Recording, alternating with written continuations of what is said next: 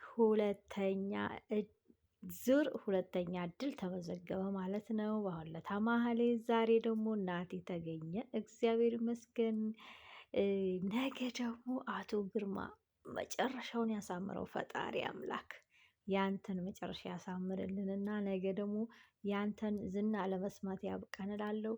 ጀግኖቻችን ዘልዬ አይነስርዬ ወይም ደግሞ ልዑልዬ እንኳን አረፋላችሁ፣ እንኳን አይምሮ ረፍት አገኛችሁ።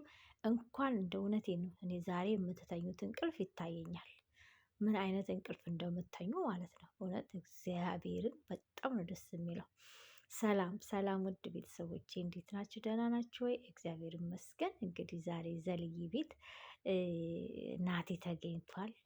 ያው በስንት ፈተና በስንት መከራ ወጥመድ ነው እያለን ስንፈራ እግዚአብሔር ይመስገን የመጨረሻ የጠመዱት ወጥመድ እውነት ሆኖ ተገኝቶ ዛሬ ናትዬ ተገኝቷል።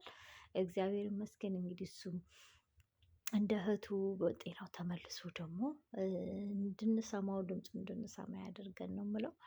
በተረፈ ግን እኔ ጀግኖቻችን እረፍት ነበር የናፈቀኝ፣ በጣም የናፈቀኝ ነበረ። እንደው እግዚአብሔር ይመስገን።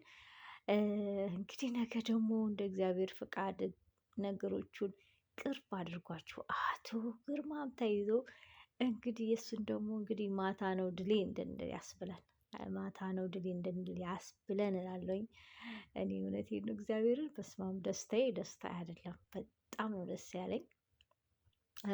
በተለይ ደግሞ የጀግኖቻችን ማረፍ የእነሱ እንደዛ ተጨንቀው እንደዛ ሲሯሯጡ እንደዛ ዘልዬ ራሱ ታሞ እንደዛ ሆነው ዛሬ አትሊስት እንደው እነዚህን በቃ ለሁለቱ የጀመሩትን ጉዳይ ሁለቱም በመገኘታቸው እግዚአብሔር ይመስገን ደስ ይላል። ጀግና እንዲህ ነው። አንበሶች ኖሮልን እውነት የኢትዮጵያ እንቁ ማን አላት ኢትዮጵያ ከእናንተ ውጭ? እግዚአብሔር አምላክ ይጠብቃችሁና ፈጣሪ አምላክ እንግዲህ ደስታችሁን ደግሞ ሙሉ ያደርገው።